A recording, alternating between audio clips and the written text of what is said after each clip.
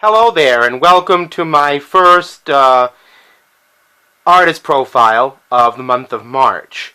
This was an artist that I almost missed for an artist profile, mainly because I only have 3 albums by this artist on vinyl.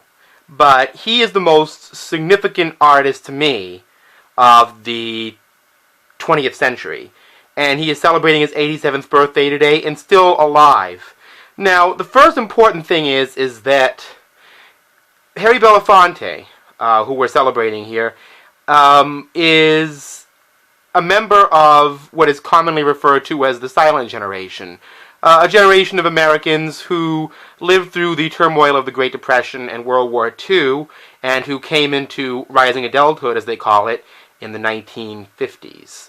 And Harry Belafonte did enormous amounts of good for the world of music and the social environment of the time. He helped introduce the calypso style to the American popular idiom. The same people who listen to Nat King Cole or whatever. Nat King Cole also helped out with introducing calypso, but Harry Belafonte, because of his background, also managed to do that. Not only that, but he contributed greatly to the civil rights movement and different leftist causes. His autobiography is something that, or his biography in general, is something that everybody should look at in terms of inspiration of musicians, which you don't see a lot today. You don't see a lot of young musicians who you may look at 50 years from now and have them, when he and Sidney Poitier go out on an award show, nothing has to be said. They're just absolutely iconic. So these are the only 3 albums I have by him, and they were all found with a goodwill. I mean, it's a shame that an album by an iconic figure like this would be found at a place like that, but a couple of these are rather rare. The first one, which you can actually get on CD now if you want it in that format, is Belafonte Sings the Blues, recorded in 1958. The next album is Streets I Have Walked. This was released in 1963 during the time of the March on Washington in which he participated. And this is a collection of different folk songs from around the world, all of which have a very ethnicized theme, very appropriate to the civil rights movement. This is a bit of a rarity on RCA Victor.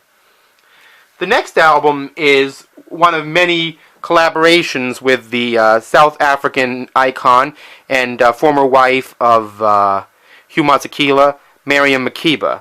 An Evening with Belafonte and Makeba from 1965. And anyway, that's what I have for Harry Belafonte. His albums are not that hard to find if you have a Goodwill near you or a consignment store. Ironically, he should be a legendary status kind of artist, as I said. But happy birthday, Harry Belafonte, and continue standing up for human rights in your personal life, in your music, and the things that you say for the rest of your life. This is Andre telling everybody to get up, stand up for your rights, especially in this tumultuous time. So maybe, even if you're not remembered, the things you say will be remembered in 50 or 60 years the way Mr. Belafonte's are now. I'll see you next time.